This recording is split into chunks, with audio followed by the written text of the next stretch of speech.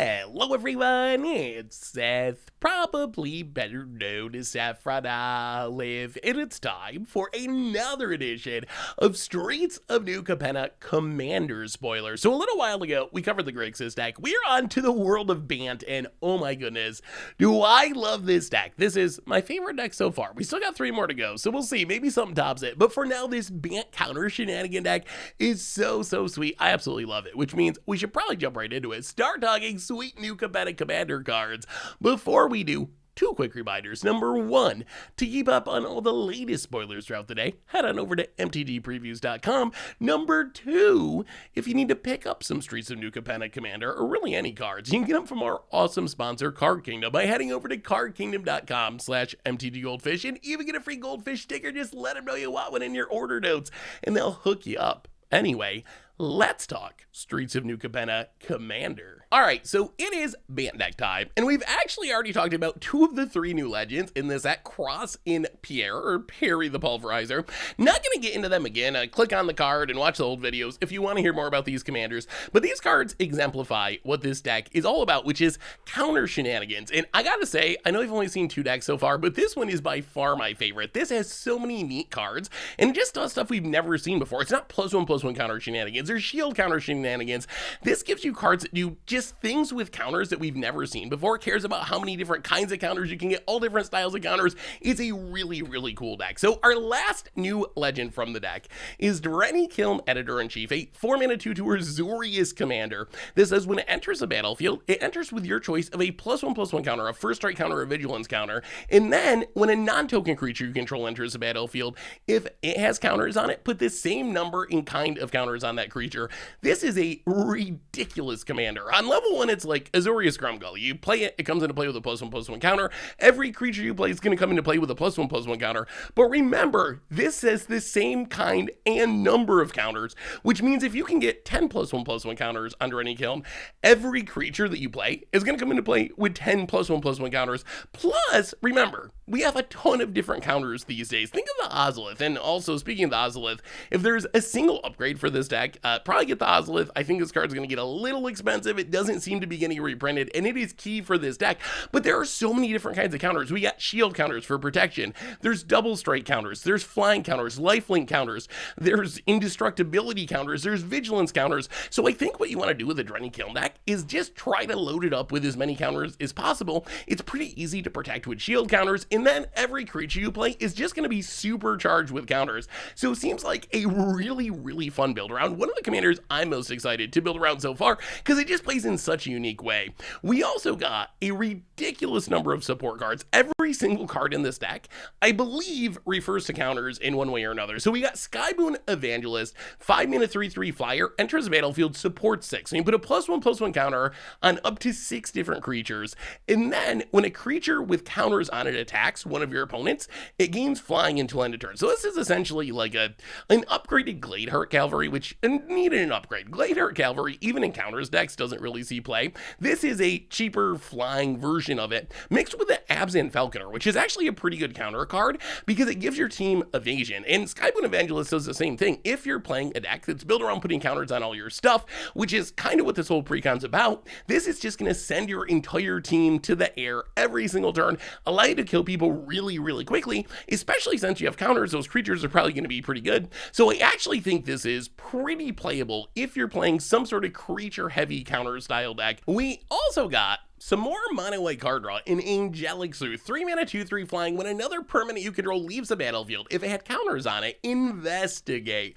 So I'm never going to complain about more mono white card draw, but this is essentially Bygone Bishop for counter stuff leaving the battlefield. And one thing I've learned about Bygone Bishop is it's hard to crack all the clues that you make. It can make a ton of clues, but you can't usually take advantage of all of them because it's 2 mana to crack each clue. So I worry that the same thing will happen with Angelic Sleuth. I mean, it's a good good problem to have. You're never going to complain about having all this potential card draw on the battlefield, but keep that in mind. It's going to be hard to use all the clues that you crack, but if you're playing some sort of counters deck, maybe some sort of saga deck that's a permanent with counters that's often leaving the battlefield, this seems like a nice source of card advantage. You can even try to combo with it in a weird way, like put counters on your clues, and then when you sack the clues, they'll make more clues, but that still doesn't get around that problem that you gotta spend mana, 2 mana every single time to crack a clue. We also got Contractual Safeguard, and this card's pretty crazy. 3 mana instant, has Addendum, so if you cast it during your main phase, you put a shield counter on a creature you control, and then it says, choose a kind of counter on a creature you control, put a counter of that kind on each other creature you control. So this is essentially a take on Rootborn Defenses, Flawless Maneuver, Unbreakable Formation. If you cast this during your main phase, you put a shield counter on something, and then you put a shield counter on everything else, and the shield counter is going to protect your team the next time it's destroyed, essentially. So if you're just looking to save your team from a Wrath of God or something, this can get it done with a weird timing restriction, but it actually does so much more. Remember, this can essentially clone a counter, any kind of counter on one of your creatures, and put it on all your creatures. So let's say you can get an indestructibility counter with Rezona, or maybe you play a new Myosian that has an indestructibility counter. You can Contractual Safeguard and make your entire team indestructible with those counters. Maybe you use Slippery Bogbonder to put a hexproof counter on something. This can put a hexproof counter on anything. So this is a way to save your team from a Wrath that also has all this really sneaky extra upside in a counters deck. We also got Damning Verdict, and Damning Verdict just destroys all creatures with no counters on them for 5 mana. So it's essentially a Plague Wind, a Wrath of God that upgrades to a Plague Wind in a counter deck. So if you were playing Atraxa, Hamza, Felco, any of these new counter theme decks that we're getting from Streets of New Capenna, this is a great option for your deck. This is going to be one of your premier Wraths because it shouldn't be hurting your team at all, and it will be hopefully killing all your opponent's stuff. I guess there's risk you end up against another counters deck and it's not as good, but I would certainly play this in a counters deck. Otherwise, if you're not a counters deck, we got enough other cheaper Wraths that you don't really need it. We also got probably my favorite card from this deck, Resourceful Defenses. This card is so sweet. 3-mana enchantment. When a permanent you control leaves the battlefield, if it had counters on it, put those counters on target permanent you control, and then you can pay for it to move any number of counters from target permanent you control to another target permanent you control. So this is like weird Ozolith. Ozolith that's more expensive and takes mana, but it works with any permanent, not just with creatures like the Ozolith, and this opens up shenanigans for days. Like, this is a way to manipulate your sagas. You can remove counters from them to keep reusing modes, plus you can just speed through the end by adding more counters to them. It works with super friends, like with Luxor. Let's say you got a Nicol Bolas, and your Nicol Bolas gets hit by a hero's downfall. You just get to put all those lore counters on Resourceful Defenses, and then you can put it on another Planeswalker.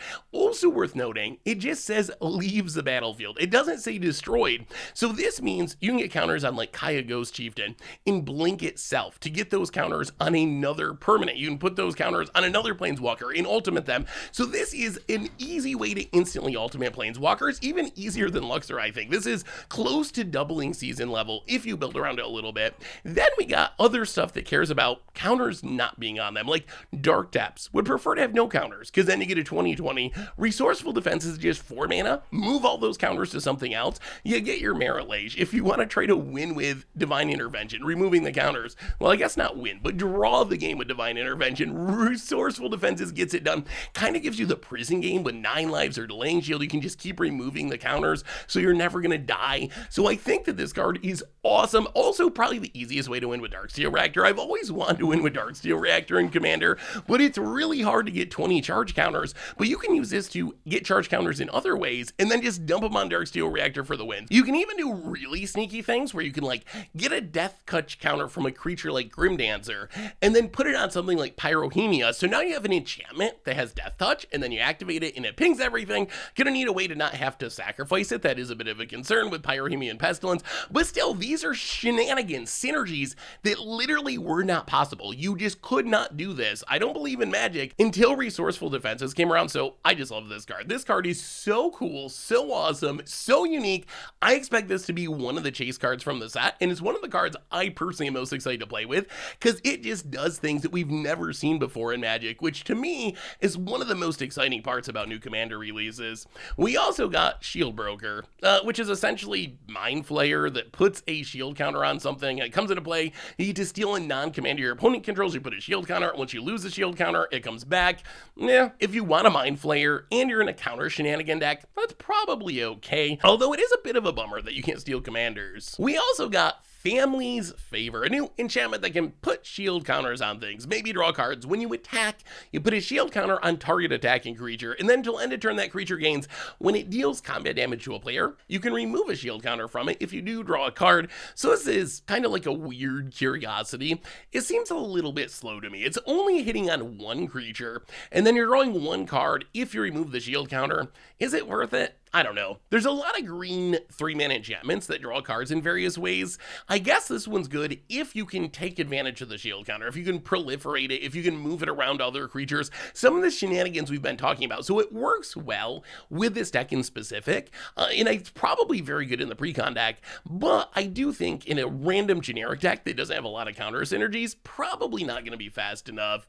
We also got Park Heights Maverick, a new proliferate creature, 3-mana 2/2 with Dethrone, so it can grow itself if you attack the player with the highest life total, can't be blocked by small stuff, and when it deals combat damage to a player or dies, proliferate.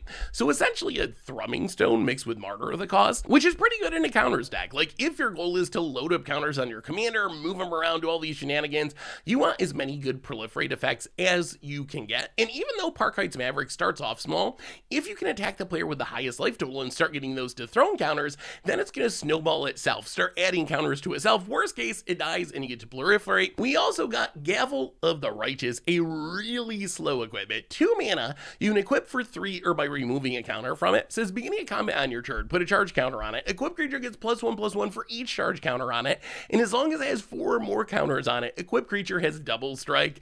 This is a card that I think you really need to have proliferate synergies to make it work. It's kind of like a weird Blade of the Banshee that upgrades into a Fire Shrieker essentially. Once you get double strike, it's nice. The problem is it's just really slow. You play it on turn 2. By turn 6, you're going to have equipment that's giving +4/+4 and double strike. But that's a lot of turns of waiting in between. It's not going to do really anything the first 2 or 3 or 4 turns. And if you draw it off the top of your deck on turn 6, the game's going to be over by the time this does anything meaningful. On the other hand, if you have ways to get a counter on it and proliferate it and rush it up to double strike mode, then I think it can be pretty good, especially since if you can get enough counters on it, then you can afford to remove counters from it and equip it for free, which makes it even stronger. We also got Agent Toolkit, which is just essentially the ultimate support card for all these synergies, a 3-mana clue in the Simic colors that enters the battlefield with a +1/+1 flying, death touch, and shield counter, and then when a creature comes into play, you can move a counter onto it, and then once you run out of counters, or actually whenever, you can sack it for 2 mana to draw a card like any clue. So this is a card that by itself doesn't really do much, but if you're trying to pull off all these shenanigans where you want counters on your creatures for Damning Verdict and to move them around with Contractual Safeguard and all this stuff, then I think this is a really solid support card. You play it, play a few creatures, eventually you cycle it by cashing in clue style. So if you were playing one of these precon decks, essentially these precon commanders that just care about as many different kinds of counters as possible, this is a really nice utility piece for your deck. Otherwise, if you don't have one of those commanders, I don't think just putting a random counter on something is going to do enough.